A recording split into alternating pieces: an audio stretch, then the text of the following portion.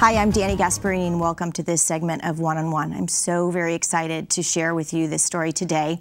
I'm joined by Kelcey Harrison. And other than Forrest Gump, I'm not quite sure if there's anybody else that's actually achieved what you have. And Kelcey, you ran across the United States in order to raise awareness for lung cancer.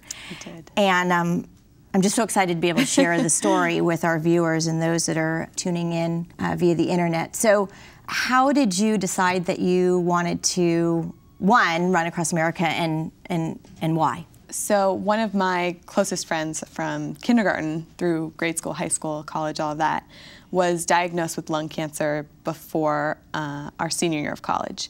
And she fought a really hard battle for a year. She did a lot of work with lung cancer awareness through the Bonnie J. Dario Lung Cancer Foundation, and so sort of all of her friends got connected to the cause. And she passed away just about a year after diagnosis. And that was really tough. And about 2 years after that, I was living in New York at the time, and with Bonnie J. Dario, we had formed this advisory board, Jill's Legacy, and I just felt like I wasn't contributing as much as I wanted to, so I was trying to think of something big, which was Jill's way of thinking. And somehow the idea popped into my head to run across the country for lung cancer. So I started planning and mapping a route and, thinking of logistics. And on July 30th of 2012, I started running from New York to San Francisco, 30 miles a day for 4 months. And I would imagine that when you sort of broke the news to your family,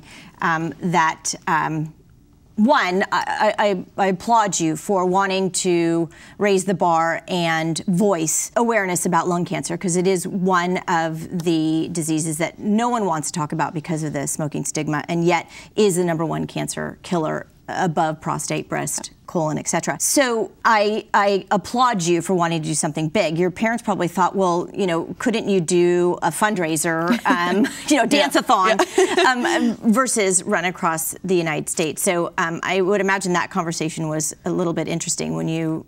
Yeah, well, my older sister was the first one I sort of gave an inkling to, and it was via text message, and she told me I was crazy, but she was in support of it. And then when I told my parents, my father was supportive and excited, and he kind of likes crazy ideas like that. And my mother and I didn't. She kind of said, okay, and then we didn't talk about it for a month. We would talk on the phone and things, but neither of us would bring it up.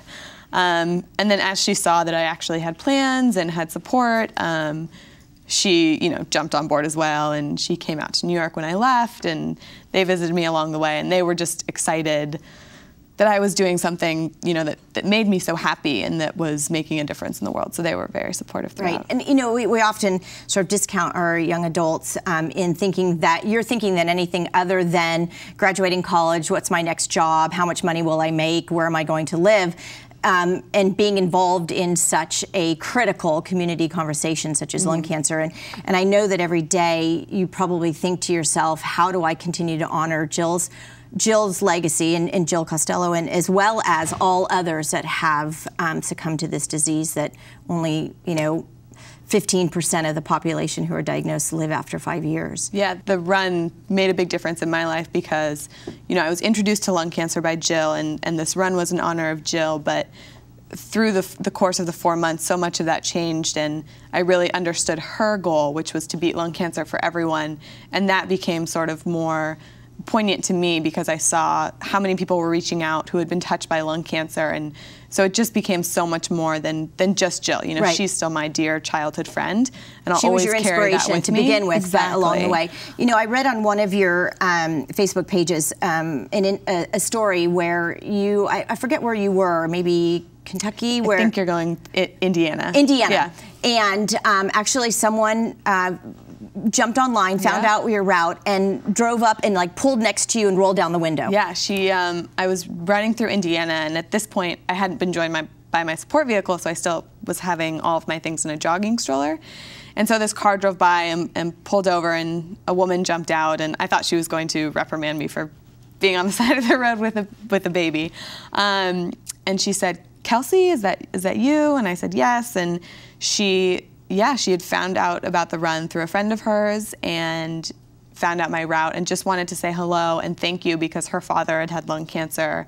He was an 11-year survivor, and she was just so grateful that someone else was talking about lung cancer in the way that, you know, we've been doing in San Francisco with Bonnie J. Dario and with Jill's Legacy. So that was that had a huge impact on sort of the rest of the journey. It was right. And kind of a funny aside, you had mentioned in another post that in the beginning when you were running alone, and you had all of your belongings in, I think you called him Bob, and it was just a little suitcase with rollers on it. And actually people would kind of reprimand you, as you said, because they thought it was a baby stroller and a baby. Yeah, it was a jogging stroller. It was, so I just had a couple of bags of things in there, and yeah, people would drive by and sort of, you know, do you need a ride? Why do you have a young baby on this sort of busy road? So that made for an interesting story, and luckily I only had to do that for 6 weeks, and then had Sydney Ford join me as a support driver, so that was very helpful. So how long did your journey take you, and what did you face during the day? How long was each of your days? So it took almost 4 months exactly, July 30th till December 1st. And the average day was, you know, we'd get up and Sydney would drop me off between 6:30 and 7.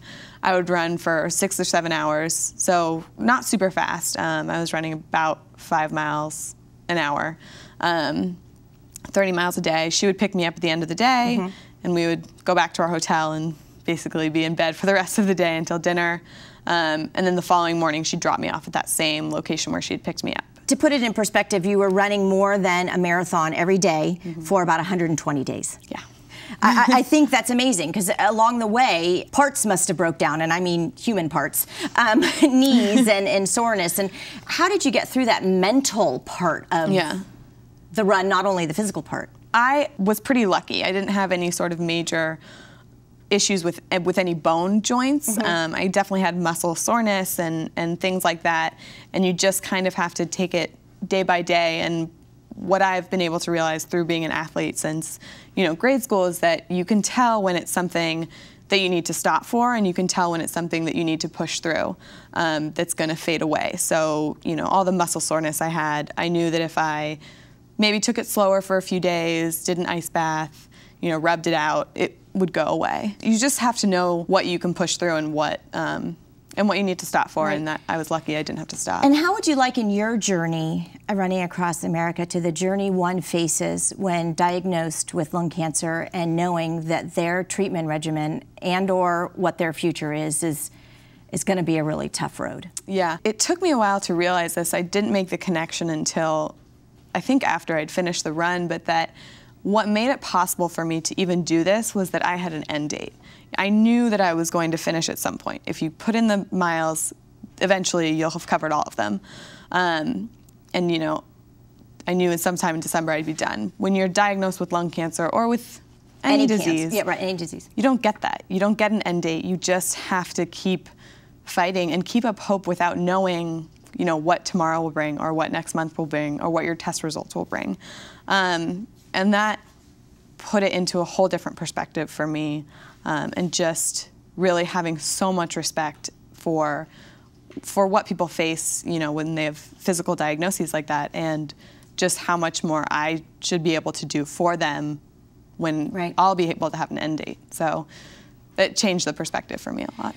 I think that changed the perspective for me too when I read that part of your story on your blogs and your Facebook pages. It really made me understand that given a diagnosis, you don't know what that end date is. And, then how did you stay motivated? I mean, how would one stay motivated to continue their treatments, and how did you stay motivated? And we've just got a few seconds to go, so it's got to be something quick. I got into a routine, and it was just like going to work, so I went through it like that, and just having the knowledge that people were supporting me and that people were invested in my run, that helped a lot. Thank you so much for raising awareness for lung cancer and doing this with the Bonnie J. Dario Lung Cancer Foundation and Jill's Legacy. Thanks, Kelcey, for joining us, and we'll see all of you next time on One on One.